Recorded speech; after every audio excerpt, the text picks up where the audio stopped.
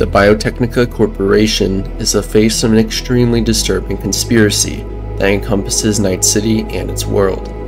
There seems to be a strong possibility that there's a mysterious substance mixed into the food supply of Night City, and I don't mean what you might find in a modern-day America, such as chemicals, fillers, or other overlooked ingredients. I am talking about the presence of human that can be traced back to the cruel human experiments performed by Biotechnica, even proving the existence of werewolves within the Badlands. Now, before you begin to dispute the conspiracy theory-esque line of thinking, I suggest you hear me out, as I can promise you, I wasn't huffing glitter before sitting down and reviewing this topic. There's various sources to pull from in relation to Biotechnica. While this obviously includes the base game of Cyberpunk 2077, there's a wealth of lore to delve into with the tabletop RPGs, a series created by Mike Pondsmith and his team at Artazorian Games, which acts as the canon predecessors to our playthrough as the Night City legend, V. These books have been in production since the late 80s, so it goes without saying that there's a lot of history and information to unveil. Before we begin, if you're a fan of the Cyberpunk series and its lore, mysteries, and future, I suggest subscribing, checking out my other content. I would greatly appreciate having you along for the future. Let's begin. If you aren't even aware of who and what Biotechnica is, I don't blame you. During our time in Night City, they remain relatively unspoken of, and are only briefly mentioned through some dialogue and shards. Don't worry though. I'll give you a brief rundown so you can get some bearing in this field. Biotechnica is a corporation that sprouted in Rome. Despite being relatively unknown, they would suddenly have a world-changing development in their hands with the creation of a substitute for fossil fuels called Chew-2. Though, this didn't last.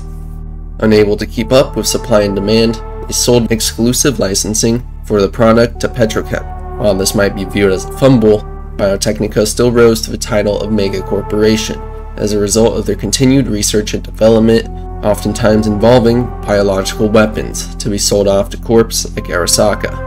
Biotechnica didn't stop there though.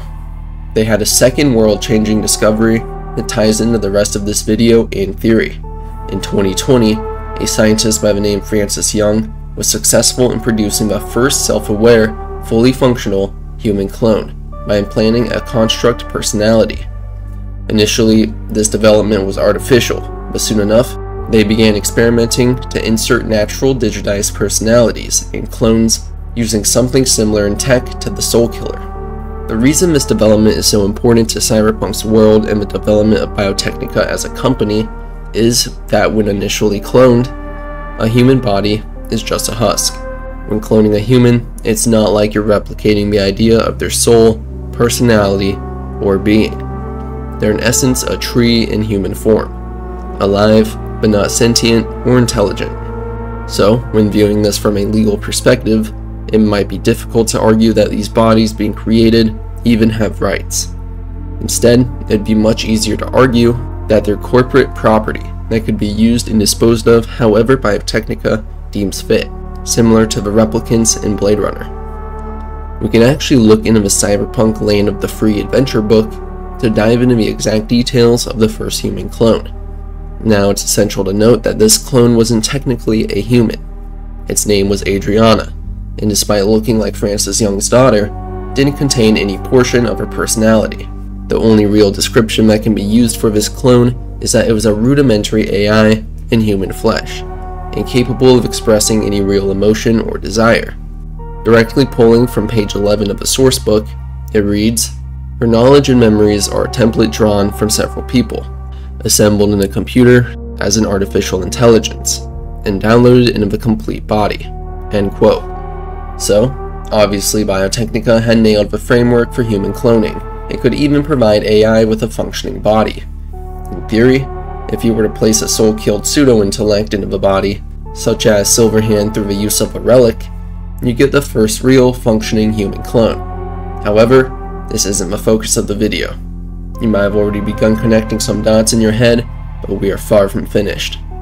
So, Biotechnica, due to its cloning capabilities and biological development as a company, obviously has a massive presence in food production.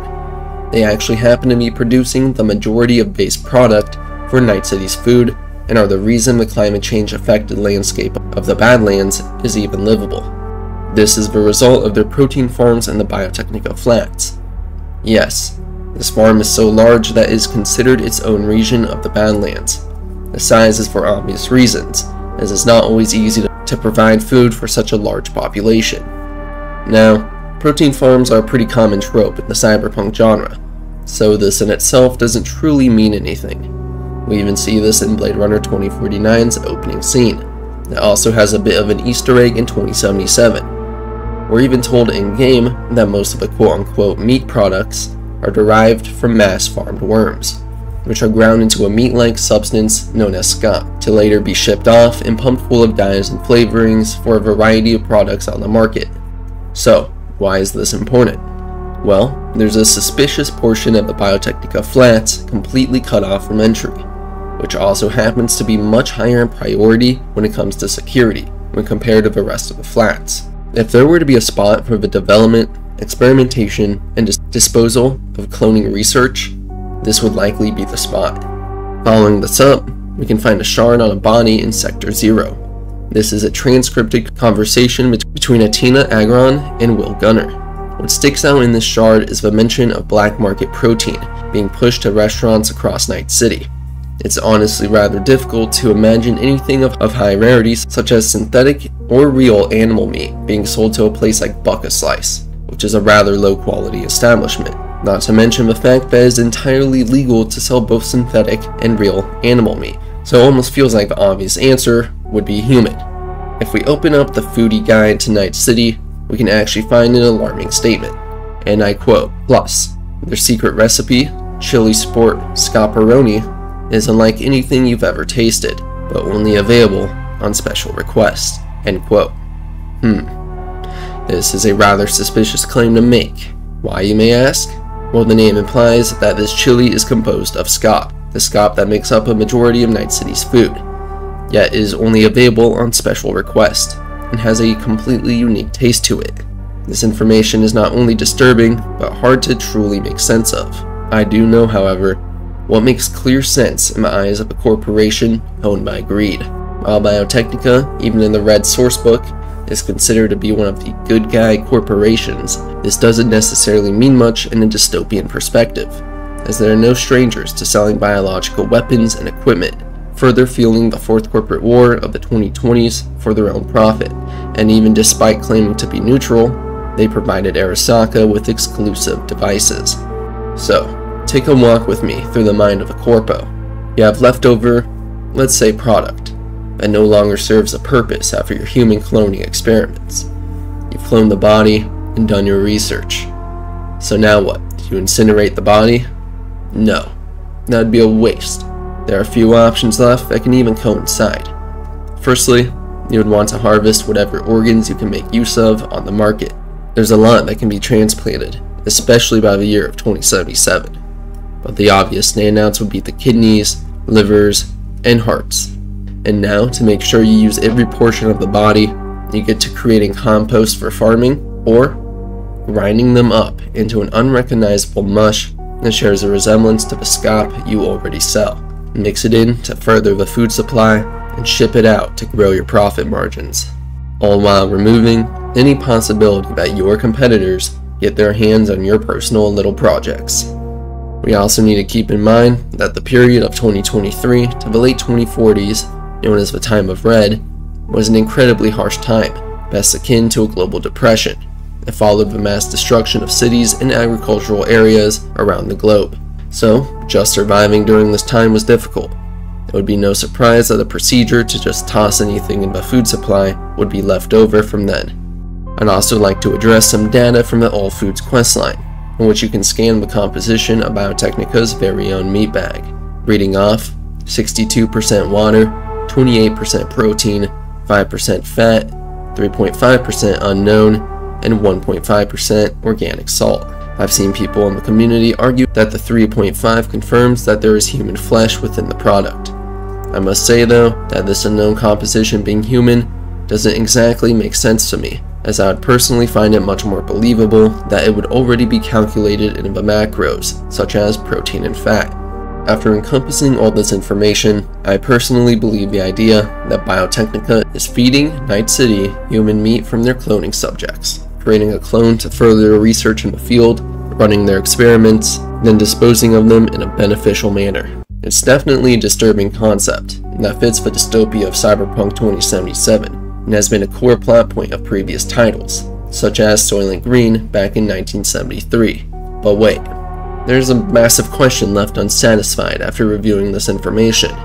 Why exactly is Biotechnica so interested in the production of human clones?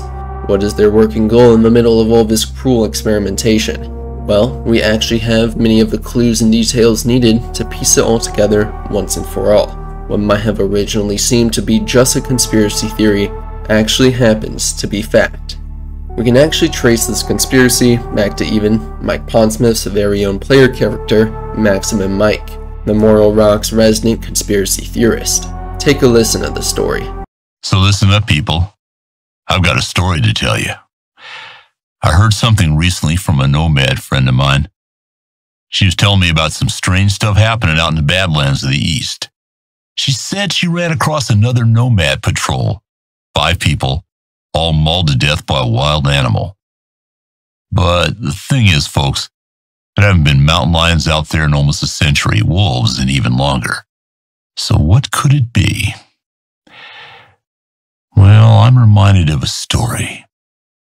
Story told me by an old merc I used to know. He once took a job that had him fly over to Romania, looking for some corpo's missing brother.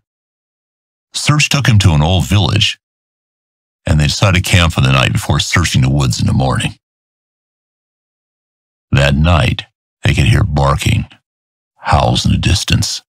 Even though they knew it had to be wild dogs, the team could barely get any sleep that night. Then, just before dawn, they were attacked by animals. But they weren't dogs. They were werewolves. No, listeners, I haven't lost it. I mean it. They were werewolves. But not the ones of legend and not the ones in old Hollywood flat screen flicks. These bad doggies came out of a lab. See, it turns out that EBM had decided to back some rather unsavory source in an attempted coup of the government and offer these gene freaks as part of the deal. Of course, it didn't work. The coup was crushed a few months later and EBM isn't around anymore either. The question remains, where did EBM get their knockoff wolfmen? They never had much of a gene hacking division, so they must have come from some other corp. Interesting. A werewolf sighting, an encounter within Europe, sparked by EBM and an unknown source of the genetic mutations. I can only wonder what corporation, centralized originally in Europe, would have had the research, tech, and funding to create such a twisted being. Oh wait, we do know a corporation that fits that profile. Biotechnica, as a corporation sprouted in Rome, a city that is included in the European Economic Community, alongside the country, Romania, and of course, has its priorities set on its genetic research. While Maximum Mike might tend to flourish information, there's a very sensible reality in his stories. He's not the only conspiracy theorist involved. Even Gary the Prophet had something to say on this topic. I answer you, no! Not reptilians, but werewolves! At sunset, they strip off their clothes and dance nakedly, giving in to an animalistic ecstasy. Then, once they've transformed into the fanged beasts, they set off on the hunt, hungry for human flesh. Dozens of miles they... Alongside Gary and Maximum Mike's claim, we have the source books to look into that seemingly confirm their existence. Within the Tales from the Forlorn Hope adventure book, we can find an entire page and adventure detailing the werewolves and wolf men, which also happen to be entirely based around a plot to find a character's brother in Romania. It seems that Maximum Mike's source was actually us, the tabletop RPG players. It states that the Wolfmen are genetic constructs, grown entirely in vitro and of limited intelligence only. They do not transform. So, now that we know a bit more about the werewolves sprouting up seemingly across the world, why does there seem to be a connection of the Badlands of Night City and its nomads? We know that Biotechnica are no strangers to cruel experiments and the harm of others. We don't have to look any further than the guinea pig's gig and the nomad town hovering outside of the Biotechnica flats. However, we can find an extremely disturbing shard on Clement Street leading to Pacifica in the Biotechnica flats. It's located on a dead body next to a tanker and details an archived conversation between a Fury and Dakota Smith. Fury is running with a crew that has just escaped a heist on Biotechnica in order to save several women who were artificially fertilized. Their vehicle has given out, and Fury is told that if worse comes to worse, ditch everyone and save at least one of the mothers. Now, while this doubles as a Mad Max reference, it shouldn't be written off as just an Easter egg. There is definitely an ongoing plot behind the scenes of Biotechnica. We know that many of the experiments, such as the Wolfmen, are grown in vitro. They tend to lack several human factors because of this growth process. However, I believe Biotechnica's next step in their research is to create true human clones through the use of artificial fertilization, and not only that, but with several genetic factors altered to enhance them. In the Nomad camp, we can even access a laptop that has the Biotechnica site pulled up. The news reads, "Scientists in Rome have successfully spliced human brain cells with wolf embryos. Ever since the majority of governments outlawed the destruction of hybrid embryos, there have been more and more efforts to create ... End quote. Obviously, we are being obstructed a piece of the puzzle, but it gets the point across. I actually believe the Biotechnica heist route plays a part in the story. We know they were on a road directly to Pacifica, so I find it extremely likely that during our time in Phantom Liberty, we will encounter one of the mothers that survived this encounter, and we will then be able to learn all the missing details. So, let me know all your thoughts down below. Do you believe that Biotechnica is feeding Night City human flesh and performing these inhumane experiments? Or do you find that there isn't enough information to be conclusive as of right now? As always, I am extremely interested to hear what you all have to say and any details you want to add. Thanks to all the channel members on screen that have continued to support my content creation. I appreciate every single one of you. I hope to deliver better and better videos. I'm so thankful for the opportunity I have with this channel to create the content I love. As always, have a great week, and I will see you later, chooms.